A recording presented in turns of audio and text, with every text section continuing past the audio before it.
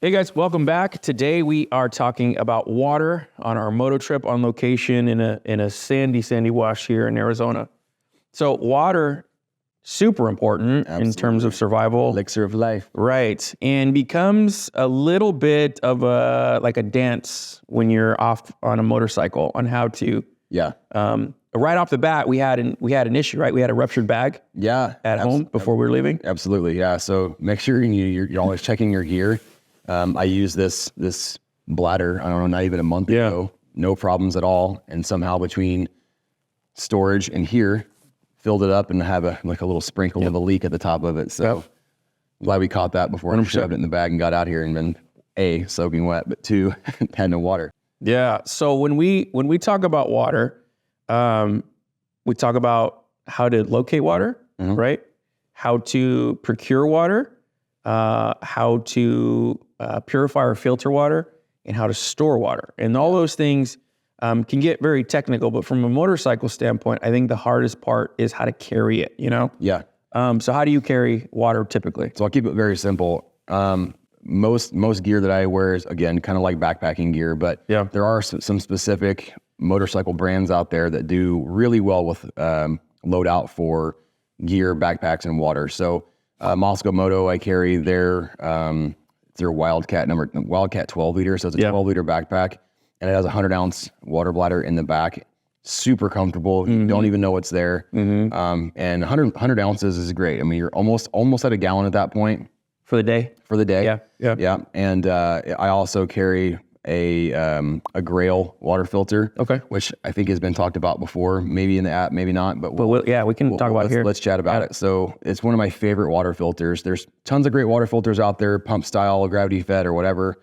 But the Grail water filter, in my opinion, it's the simplest one that's out there.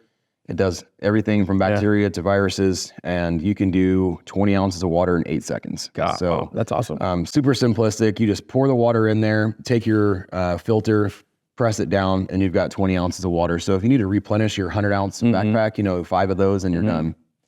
Okay, so you got 100 ounces, is that what you said? 100 ounces in the backpack, and then I carry I'll carry the Grail. Usually I have it full. I'll carry on this, that's another 20 ounces. If I'm really going to be in somewhere like out here in the desert, there's nothing, Yeah, that's not a whole lot. So then I'll take a Nalgene bottle full. So I have a 40-ounce Nalgene bottle that I'll fill as well. So I think what was interesting is yesterday when we were heading out here, we had a pretty big build day. Yeah. And I was not paying attention to how much water I was drinking, which later on in the day started to really affect me when we were riding out here and doing some technical sand riding. And I started to cramp up so bad. Yeah. And the same thing, I have, the same bladder on my backpack, and I just started crushing water while we're out here. But I also brought a reserve too. So just super important to have that, especially when you're out here and there's no humidity and you're just depleting those sources. So it brings us to the next question is how do we restock or refill water, in a situation like this? When it comes to fluids, for me, just like fuel, I don't pass. If we're going to get fuel, I fill my water.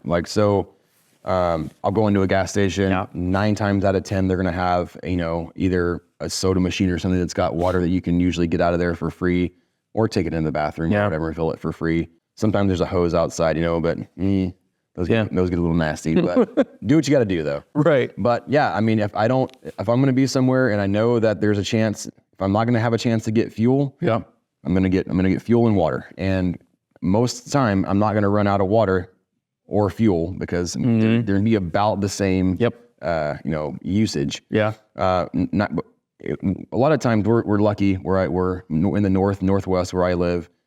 There's water everywhere.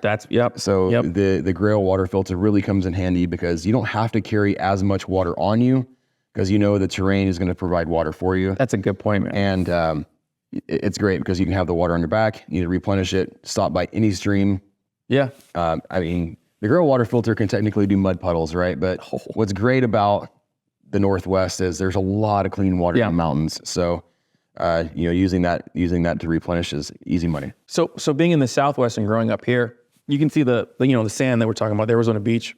If you follow this down the road several miles or down the wash several miles, it actually does run into a ground spring. So that's one of the things too. Like even when you're hunting, animals know where to find water. So if you look at exactly in the low-lying areas, but also know, your actual terrain and how that happens where you're at, because it is a little different in the Southwest than where you're at. In order to store water, I have the ability to put on my back, like what you were saying. So like 100 ounces on my back, I could put it on my tank, which isn't ideal, but if I like really had to, there's air.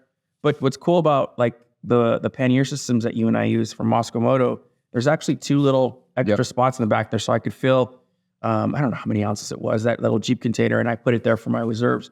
So I mean, right. So I mean, there's a bunch of places there where you could. And they do a great job of designing, for, being able to carry bottles in general. So whether it be water bottles or fuel bottles for extra fuel, they do a great job of designing for that. And again, I think having the water on your back is convenient because you can drink as you ride. Yeah.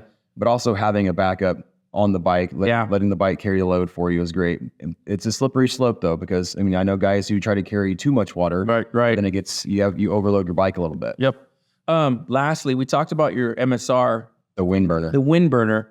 It's super important for water, right? Because you can get water to a rolling boil. Yep. So if you didn't, have a water purification of some sort, you can boil water with your MSR. So it's one less thing to carry if you didn't want to carry a water filter. But again, you're using your fuel to use that. So just about preservation, I guess. Yeah. So having the water filter is just easier. Cool. But if you don't have one, you don't have the money at the time, MSR gets you by. Yeah, absolutely.